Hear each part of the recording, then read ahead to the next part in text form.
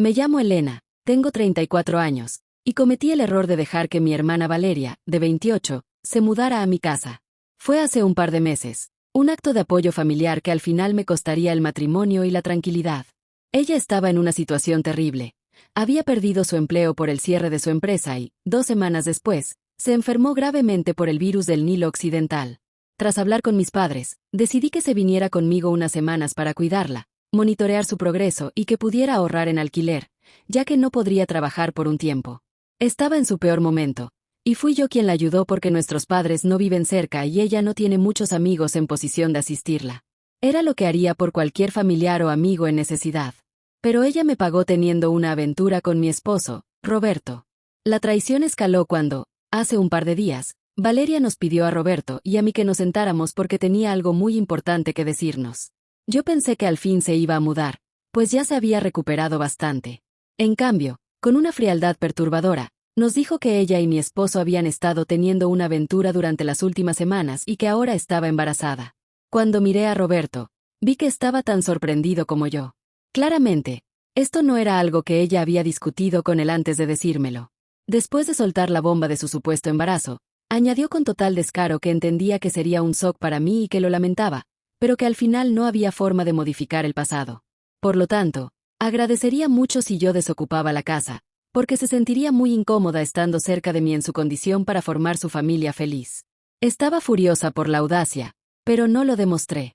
Simplemente le dije tranquilamente que no iba a desocupar la casa porque esta propiedad es mía. Les dije que si alguien tenía que irse, serían ella y mi esposo infiel, que se largaran y formaran su familia donde quisieran, porque iba a pedir el divorcio y no quería volver a verlos.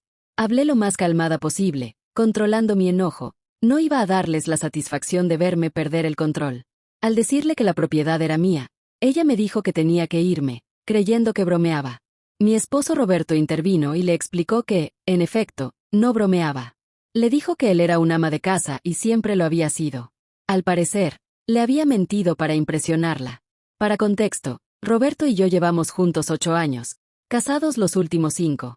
Unos meses después de casarnos, decidí arriesgarme y comenzar mi propio negocio, que gracias a Dios me ha ido muy bien. Así que decidimos que él se quedaría en casa para trabajar como escritor a tiempo completo. Durante los últimos 4 años ha estado en casa, trabajando en su novela y encargándose de las tareas ligeras del hogar. Como no tenemos hijos, toda la propiedad y todo lo demás me pertenecen, porque técnicamente yo lo compré, y ambos pensamos que era justo. Y apuesto a que ahora se arrepiente de eso. Después de que Roberto le confesó a Valeria que no era dueño de nada y que le había mentido sobre su supuesta riqueza, ella comenzó a perder los estribos, gritándole que era un estafador y un mentiroso. Aunque fue entretenido verla perder la cabeza, mi único interés era que ambos se fueran de mi casa en ese mismo instante. No estaba dispuesta a darles tiempo. Roberto, sabiendo que no saldría bien parado, fue en silencio al dormitorio a empacar. Valeria, por otro lado, empezó a suplicarme de rodillas, diciendo que haría cualquier cosa para arreglarlo, pero que necesitaba un lugar donde quedarse. Alegó que no podía echar a una mujer embarazada, especialmente si iba a tener a mi sobrino. El que mencionara que éramos familia fue lo que realmente me enfureció. Así que la agarré del brazo, la obligué a ponerse de pie, la llevé hasta la puerta y la empujé físicamente afuera. Fui brusca, pero no me importó. Su hipocresía me enfurecía. Para acostarse con mi esposo no éramos familia, pero ahora quería usarlo como excusa. Una vez afuera, comenzó a suplicar, pero cerré la puerta de golpe. Fui al cuarto de huéspedes, metí todas sus cosas desordenadamente en sus maletas y en unos minutos las tiré afuera junto a ella. Le dije que se largara o llamaría a la policía. Ella siguió llorando, pero simplemente cerré la puerta. Unos minutos después, Roberto salió con sus maletas, diciéndome que lo sentía mucho. Fingí no escucharlo. Valeria siguió en el porche llorando y suplicando casi 1 hora más, hasta que el silencio me indicó que al fin se había ido. Esa misma noche hablé con mi abogado, le conté todo y le dije que quería presentar la demanda de divorcio. Al día siguiente, recibí una llamada de mis padres. Me dijeron que lo que había hecho era horrible, cruel e insensible con mi hermana, una persona que había estado pasando por mucho. Me pareció extraño que la defendieran así. Me dijeron que sabían que estaba embarazada y que no podía echarla en ese estado, especialmente sin trabajo y recuperándose. Argumentaron que, como su hermana, lo mínimo era perdonarla por su estupidez y estar allí para ella. Para colmo, Señalaron que fue mi esposo quien la había seducido y que ella no era la única culpable. Me explicaron que Roberto le había estado mintiendo, diciéndole que era el dueño de todo y un escritor exitoso en el anonimato. Valeria, siendo una idiota, se lo creyó y comenzó a seducirlo con la idea de que los dos pudieran echarme. Básicamente, su plan salió mal porque ni siquiera había hablado con Roberto antes de soltarme la noticia. Defendí mi postura. Primero les pregunté, ¿qué hermana? Yo no tengo hermana. Luego argumenté que tenía todo el derecho de echarla, porque ella decidió tener una aventura con mi esposo.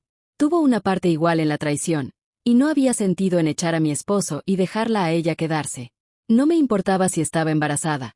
Ya la había ayudado y me lo agradeció traicionándome bajo mi propio techo. Además, ni siquiera estaba en un embarazo avanzado. Ella estaba lista para echarme a mí, así que lo veía como justicia poética. Mis padres siguieron insistiendo en lo brusca que había sido, hasta que me cansé y colgué. Al día siguiente, los bloqueé, pues era evidente que no iban a superar el tema. Lamentablemente, todo esto me ha golpeado duro. En el trabajo debo mostrar una fachada fuerte, pero al regresar a casa me derrumbo, emocionalmente devastada. Mi abogado y yo presentamos la demanda de divorcio hace un par de días. Sé que Roberto no la disputará, pero aún así duele. No puedo imaginar por qué, después de 8 años, tuvo que hacerlo con mi hermana. Estoy dudando de todo lo que tuvimos. Él es la única persona que no ha intentado contactarme. Mis padres y Valeria sí, solo para que la acepte de nuevo y pueda seguir viviendo gratis. Me ha decepcionado seriamente que mis padres se hayan puesto de su lado. Con Valeria nunca fuimos las mejores amigas, pero tampoco nos llevábamos mal, por eso la ayudé. Nunca esperé que me clavara un cuchillo por la espalda. Un par de días después de la notificación, Roberto me envió un mensaje diciendo que no disputaría el divorcio. Me contó que le había mentido a Valeria para impresionarla porque se sentía inútil al no poseer nada y depender de mí. Sentía que había desperdiciado 4 años en una novela que no progresaba, y cuando Valeria apareció, comenzó a mentir para distraerse. Juró que fue la primera y última vez que me engañó, y que esperaba que lo perdonara en el futuro. Lloré al leerlo, pero lo bloqueé sin responder. Cuanto más lo pienso, más patético me parece. Todo lo que tenía que hacer era hablar conmigo, su esposa. Lo amaba tal como era, pero su frágil ego masculino no fue suficiente. Mis padres aparecieron en mi casa días después. Les dije que solo los dejaría entrar si se disculpaban, pero vinieron específicamente para hablar de Valeria. Volvieron a mencionar el tema de la familia, lo que me hizo perder la paciencia. Los dejé en evidencia. Pasé por encima de sus argumentos y mi madre terminó llorando. Mi padre me dijo que nunca quería volver a hablar conmigo. No me importa. Ha pasado un mes desde entonces. No he tenido contacto con nadie de mi familia. Mi exesposo vive con sus padres. Y la actualización final. Recibí noticias de que Valeria perdió el embarazo y me culpa a mí por el estrés. Lo curioso es que mi exesposo me llamó para decirme que Valeria nunca estuvo embarazada, que ella nunca pudo proporcionarle pruebas. Mis padres han intentado contactarme y dejaron de financiarla al no haber bebé. Mi hermana perdió una hermana, una casa y mi ayuda por fingir un embarazo. Mis padres perdieron una hija por preferir un embarazo falso. Los 3 se llevaron un gran merecido.